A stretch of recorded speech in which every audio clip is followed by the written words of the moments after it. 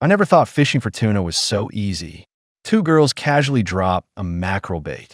I caught a gigantic 406-pound tuna. You can tell by the size of this body. Easy haul of $8,910. You want to take part in this get-rich-quick fishing. Dave's crew started fishing early in the morning. There's been a lot of tuna dropping lately. It has seriously reduced the number of fish. But the good thing is where he is now. He's the only boat around. But they've been fishing here for over 2 hours. And no tuna took the bait. That scared Dave a little. There will be no payroll. Fortunately, he had plenty of mackerel. Can make sure he's here. Continue fishing for half a day. It seems sticking to where you are pays off. The instrument also made a noise at this time. There's a tuna at 120 miles. Soon the rod was pulled and bent. And it looks pretty big. Otherwise, the rod wouldn't be bent like this. Don't look at Dave. He's not doing much, okay? But the tuna was also pulled out. It's like the fish just got out. But just to make sure we get the money. Dave is still working hard. It just doesn't last. Can only rely on the next teammate to continue to the recycling line. It seems that the young are still strong. It's only been a while. The tuna is pulled out again. I even spent a little more time there. Just pulled the tuna up to 60 miles. We're about to reach the surface. It's still hard to see though, but they're also preparing on the side. I got the spear in my hand. A few people in this tense atmosphere, watching the tuna come to the surface. Even if the first shot doesn't hit. I didn't panic too much. Soon he pulled the tuna out again, to not disappoint another man. The speed at which the spear flies. So fast the camera didn't even catch it. After pulling the tuna to the boat, the rope was immediately attached to the fish's tail. Look at this giant tuna. A few people just tired. It was all gone in a flash. After cooling the tuna, he pulled the fish into the boat, measured by tape measure. Turns out it's a 103-inch fish. It's the daddy of tuna. The other teams went numb when they heard it. This is the beginning of the work to serve the fish. It's not about envy. Paul's team is in a terrible state right now. Dave didn't just catch fish and 103-inch tuna. He didn't have anything. There are a lot of boats around. Come and grab the tuna from him. Now he's trying to make up for last season's losses. Some of them can't do it. If you catch too little tuna, it could be another year of losses. But then Lance saw a whale and birds circling in the sky.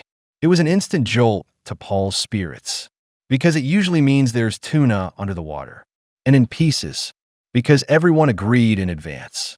What's the big discovery to share with other people? When OTT and Bob heard, I got there right away. I just didn't expect OTT to leave. The instrument made a noise. Have the crew start making bait right away. After hanging the mackerel on the hook, it was just thrown into the ocean. I hope I get a tuna in no time. Paul's instrument was silent for a moment. There was a beeping sound, and it looks like there's tuna everywhere down there. This made Paul very excited. After waiting for a few minutes, one of the fishing rods suddenly began to bend. Based on the outgoing speed of this line, Lance feels like there's a big fish down here, at least 90 inches, while this side is still busy. OTT's rod is responding too. Jarrett immediately stepped forward to reel it in. Fight underwater creatures. Paul's team on the other side is different. They're in this short time to pull the tuna to the surface. Just something on the line, you know. It's kind of blocking Lance's operation. Paul, that was hurriedly pulled off. Sure enough, it came down. Lance gets the tuna completely to the surface. But that's when the accident happened. The tuna broke the rope. This makes them very uncomfortable. OTT's side is different. Jarrett is still fighting the tuna. I guess we can't rush fishing. Why else is there nothing wrong here? Don't look at how bent this pole is. Jarrett's face was very red, but he's steadily exporting. It soon pulls the tuna to the surface. But now I can see the underwater. It's not tuna. It's a shark coming to make a nest. This drove several people mad, especially Jarrett in the back. Bob should be laughing himself to death right now. I thought I had nothing to gain. It seems everyone is the same now. Dave's here with Rick now, selling the good stuff we got this time. I heard this one is 103 inches. Rick got a little interested too. Want to see the quality of this tuna. I just didn't think of this one. He weighs 412 pounds. Definitely a good gain. Now, even the meat is bad. You can make a lot of money. Rick looked in there and found out. The texture of the meat is very good. Has a good fat distribution and color. Dave, who heard those words, I was instantly excited. Quickly inquired what the price was. It's just that Rick's kind of a bad guy. The riddles I've been working on. To quote a price of $21 a pound. Several people also received $8,652. That made the Daves even happier. I didn't think it was going to be faster than that. Still in a bad market. Earning so much money. When the time came to noon, Jack and Jack are fishing for mackerel. It's a strange time of morning. I don't care if I catch any tuna. I didn't even get much mackerel. That leaves them with very little bait. All that time, these are the only ones I got. Suddenly, their instruments made a noise. Only 220 feet from them. Jack is dropping the bait right now. After all this is done, just waiting impatiently. After all, the amount of tuna on the instrument is decreasing. This makes Jack very nervous. There are even some superstitions. But that's when the rod responded. Otherwise, the two will be materialists. Into something else. Jack moved the fishing rod behind the bow. The two men began to fight. I don't know what they were doing back and forth. Nick's going to take over anyway. He just sat on the bow, constantly recycling fishing line. It's just that the fish seems a little heavy. Nick used all his milk strength to bring the tuna to the surface. But the rod is bent like it's about to break. But Jack obviously didn't give a chance. Behind the tuna, he tied the tail, lest the tuna still have life. As the two men pulled the fish into the boat. After a little celebration, measurements were taken immediately. 83 inches is a good size. At 1 in the afternoon, Tyler doesn't have a tuna harvest yet. It made him a little edgy. The whole person is a little red, warm state. So many teams have caught tuna, and there's nothing on his side. After Jack came to the dealership, it shows you what you got today right away. Have Rick get the tuna up there, because the market is a little saturated. The number of tuna has increased.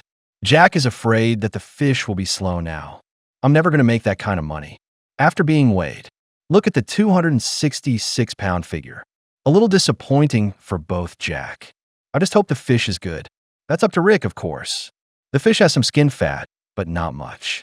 Fortunately, the color is good and the core is transparent.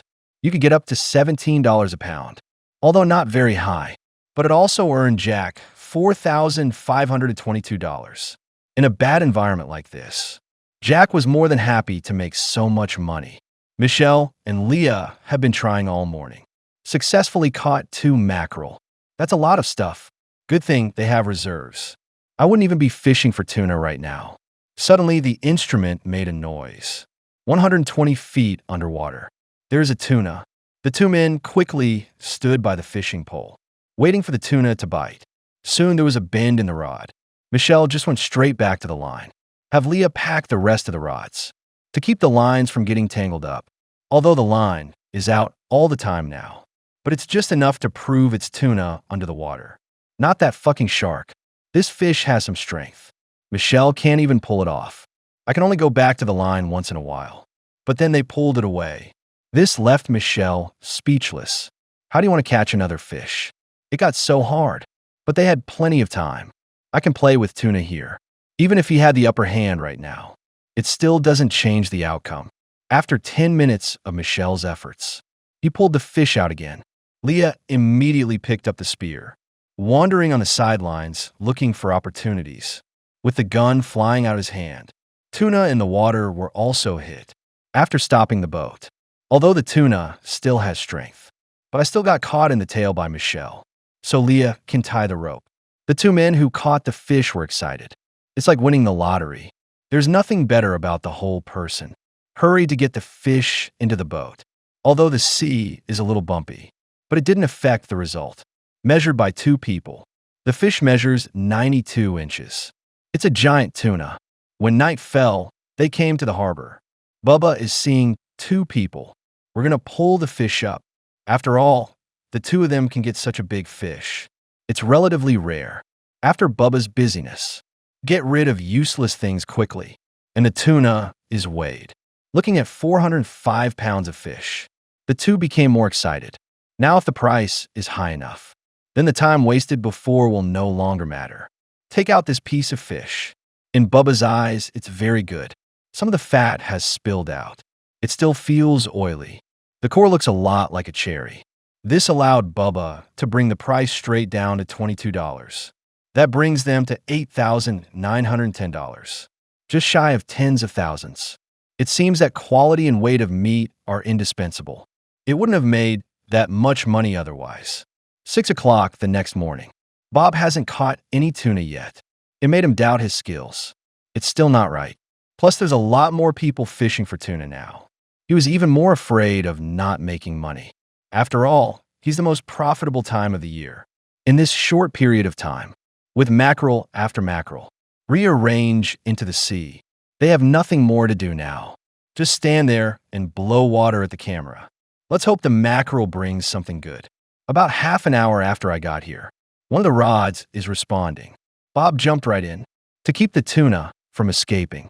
But it doesn't seem to be working, you know. Most of the fishing line has been taken out, and there's nothing Bob can do. You just keep doing it over and over again. After a little tug from him, there's something unusual about this fish. John had a hard time dealing with him. I just grabbed the fishing rod with my hands. Looks like he wants the fish too, but it doesn't seem to make any difference. No, he pulled the fish to the surface. Turns out it's not a tuna, it's a shark. I feel bad all of a sudden.